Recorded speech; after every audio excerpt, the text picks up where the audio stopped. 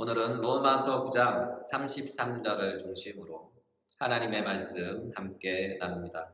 본문 33절을 다시 한번 보겠습니다. 기록된 바 보라 내가 걸림돌과 거치는 바위를 시온에 두노니 그를 믿는 자는 부끄러움을 당하지 아니하리라 함과 같으니라 라고 합니다. 이 본문에 의하면 시온이라는 어떠한 장소가 나오죠. 거기에 걸림돌과 거치는 바위가 있다고 합니다. 사도 바울의 이 말씀을 이해하기 위해 먼저 시온이란 무엇인가 하는 시온에 대한 개념 이해가 필요하겠죠. 시편 48편 1절 2절에 이런 말씀이 있어요. 여호와는 위대하시니 우리 하나님의 성 거룩한 산에서 극진히 찬양 받으시로다. 터가 높고 아름다워 온 세계가 즐거워하며 큰 왕의 성 그 북방에 있는 시온산이 그러하도다. 이 구절에 등장하는 하나님의 성은 구약 시대의 예루살렘을 가리킵니다. 또한 거룩한 산은 우주의 창조자이시며 거룩한 하나님의 임재의 상징인 그분의 처소, 달리 말해서 하나님의 성전이 위치한 산을 거룩한 산이라고 부릅니다. 또한 이 산을 가리켜 시온산이라고 합니다. 아울러 시온산이 있는 성을 가리켜 시온성이라고 부릅니다. 따라서 시온이란 말은 먼저 하나님께서 임재해 계신 곳인 하나님의 성전 또는 산을 시온이라고 합니다. 또한 시온에 있는 예루살렘을 시온성이라고 합니다. 그러므로 시온이란 이 개념 안에는 하나님의 임재의 상징인 성전 그리고 그 성전이 있는 도시 그것이 바로 시온입니다. 이와 같은 배경 하에 오늘 본문을 다시 한번 보겠습니다. 9장 33절 기록된 바 보라 내가 걸림돌과 거치는 바위를 시온에 두노니 그를 믿는 자는 부끄러움을 당하지 아니하리라. 여러분, 우리의 주님이신 예수님께서 이 세상 가운데 어디로 오셨을까요? 바로 시온으로 오셨습니다. 바로 예루살렘에서 태어나셨죠. 마태복음 2장 1절 헤롯 왕 때에 예수께서 유대 베들레헴에서 나심에 동방으로부터 박사들이 예루살렘에 이르러 말하되 이처럼 우리의 주님은 바로 시온으로 오셨어요. 왜 시온으로 오셨을까요? 시온에 하나님의 백성이 있기 때문입니다.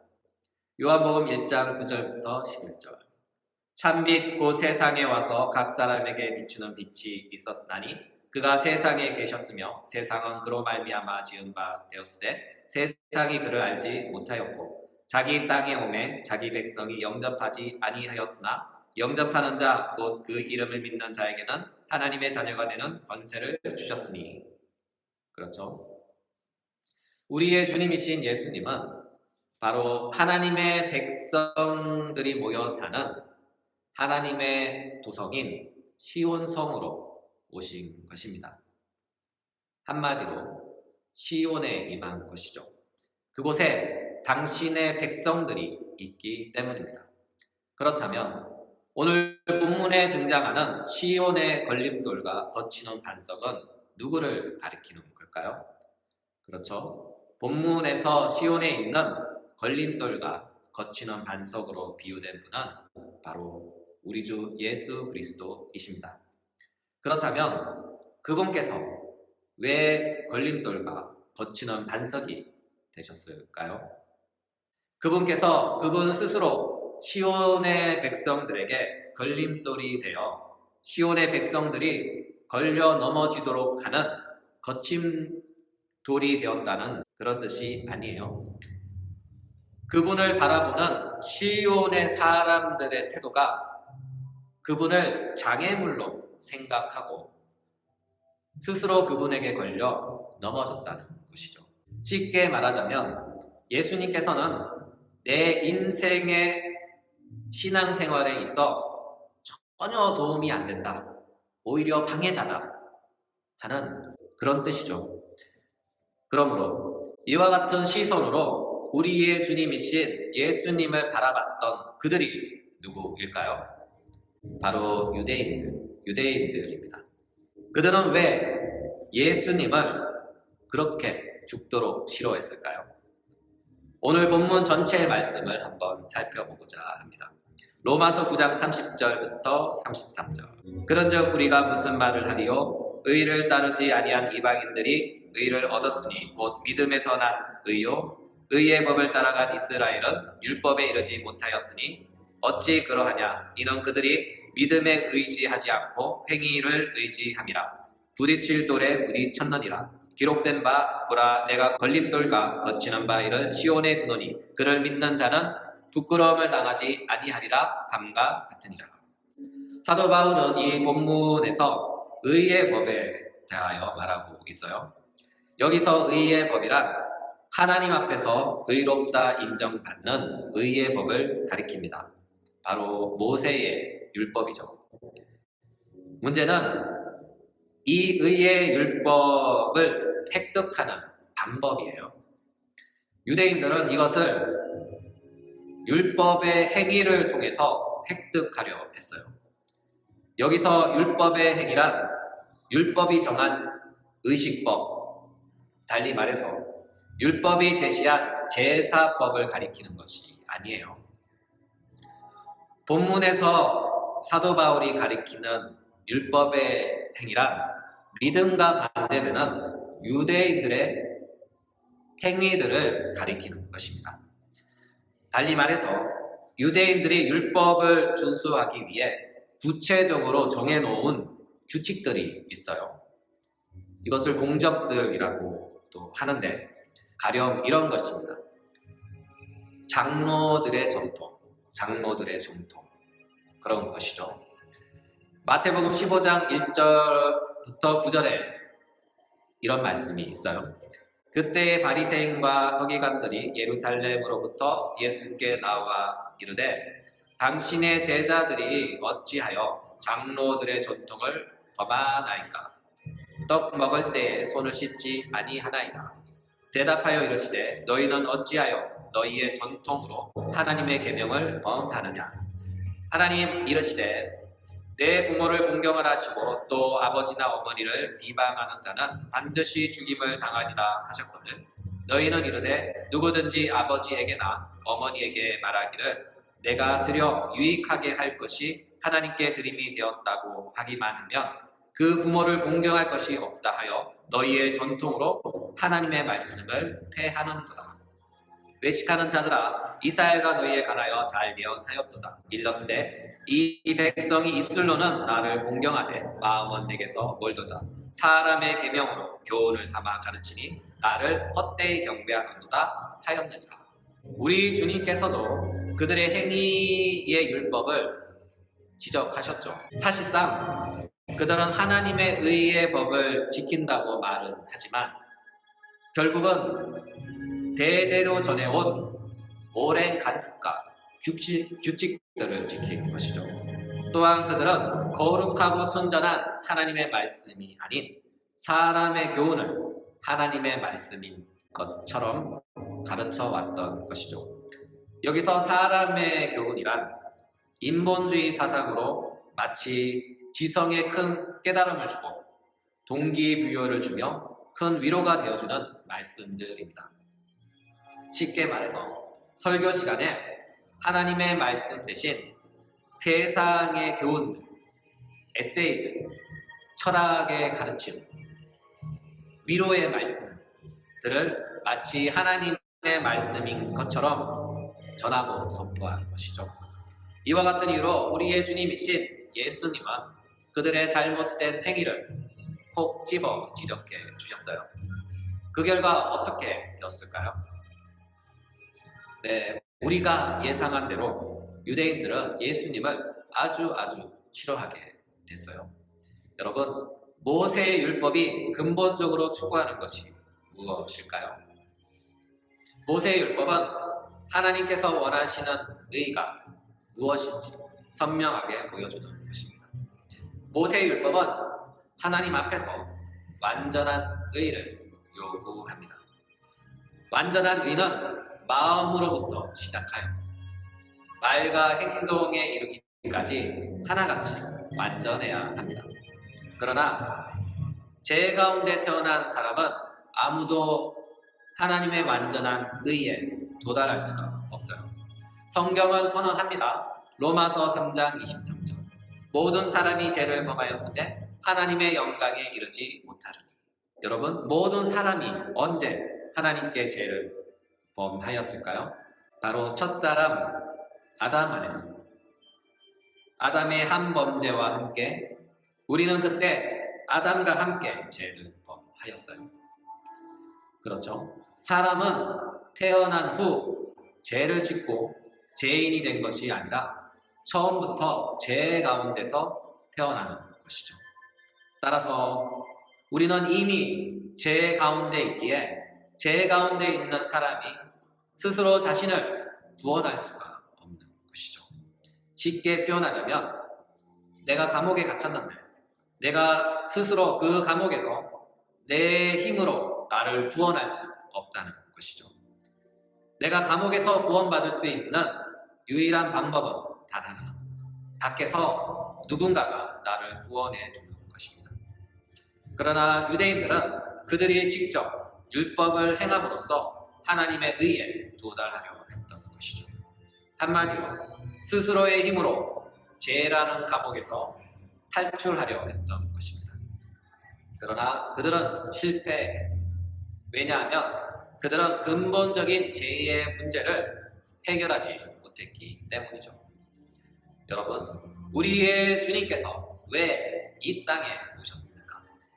바로 우리를 죄에서 구원해 주시기 위해서 하늘의 영광스러운 보좌를 잠시 내려놓으시고 낮고 천한 종의 형상을 입고 사람이 되신 것이 아닙니까?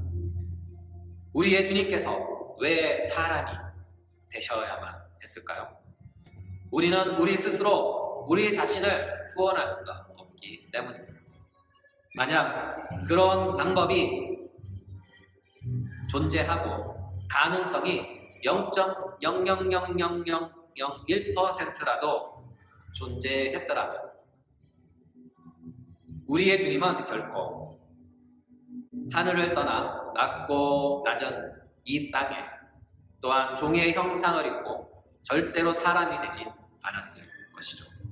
그러나 우리는 우리 스스로를 구원할 수 있는 방법이 전혀 없었기에 그분은 이 땅에 오셔야만 했고 사람이 되셔야만 했습니다. 그렇다면 우리의 주님은 왜 십자가를 지셔야 했을까요? 십자가에서 죽으셔야만 우리를 살릴 수 있기 때문입니다. 이와 같은 이유로 우리의 주님은 골고다의 십자가를 기꺼이 걸어가셨고 십자가에서 우리의 모든 죄를 안고 자기 몸을 버려 자신을 죄값으로 내어주시고 그 값으로 우리를 사서 구속하신 것이 아닙니까? 달리 말해서 우리의 주님이신 예수님께서 이 땅에 오신 목적은 하나, 우리를 구원하시기 위해 죽으러 이 땅에 오신 것이죠. 우리의 주님은 말씀합니다. 마가복음 10장 45절. 인자가 온 것은 섬김을 받으려 함이 아니요 도리어 섬기려 하고 자기 목숨을 많은 사람의 대속물로 주려 함이라. 이와 같은 이유로 세례 요한은 예수님을 향하여 이렇게 외친 것이 아닙니까? 요한복음 1장 29절. 이튿날 요한이 예수께서 자기에게 나오심을 보고 이르되 보라 세상 죄를 지고 가는 하나님의 어린 양이로다. 따라서 그분께서 십자가에서 죽으심으로 말미암아 우리의 모든 죄가 사함받고 우리를 위하여 죽으신 그분을 믿음으로 우리는 그 믿음으로 인하여 하나님 앞에서 의롭다함을 받고 의로워지는 것입니다. 그러나 중요한 것은 그 믿음 또한 하나님의 선물이라는 것이죠. 에베소서 2장 8절. 너희는 그 은혜에 의하여 믿음으로 말미암아 구원을 받았으니 이것은 너희에게서 난 것이 아니요 하나님의 선물이라. 그렇죠.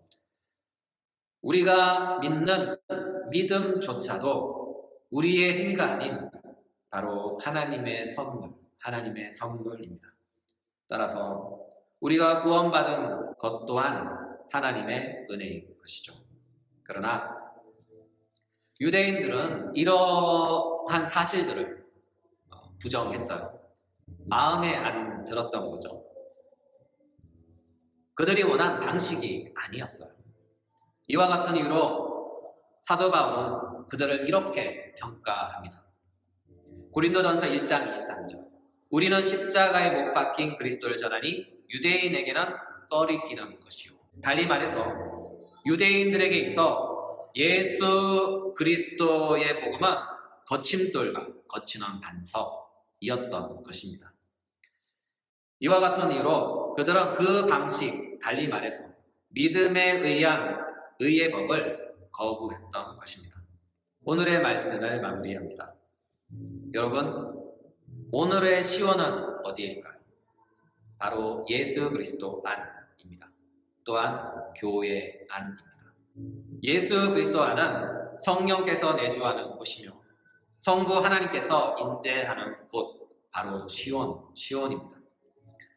하나님의 거룩한 초소, 하나님의 거룩한 성전입니다. 왜냐하면 우리 주 예수 그리스도께서 피로 사셔서 거룩하게 하셨기 때문입니다. 또한 예수 그리스도께서 거룩하게 하신 우리가 바로 교회입니다. 따라서 시온은 그리 멀리 있지 않습니다. 바로 우리 안에 있습니다. 또한 우리의 모임 안에 있습니다. 왜냐하면 우리 안에 삼위일체 하나님께서 임재해 계시며 그곳에서 우리를 만나주시기 때문입니다. 그러나 우리의 주님은 사도를 통해 말씀합니다. 이 시온 안에 한 돌이 있는데 어떤 이에게는 그 돌이 거친 돌이 되고 어떤 이에게는 거치는 바위가 된다고 합니다. 여러분, 그들이 누구일까요? 한 분 하나님을 믿고 있지만 하나의 교회 안에 지체로 있지만 하나님의 정하신 방식을 따르지 않고 내가 임의로 정한 방식을 따라 종교 생활을 하는 그들입니다. 그들에게 있어 우리의 주님이신 예수님은 우리 인생의 구원자가 아니라 우리 인생의 왼수인 것이죠.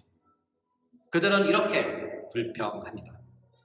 내가 예수 믿은 이후부터 되는 일이 하나도 없어. 예수님은 내 인생의 짐이야. 십자가.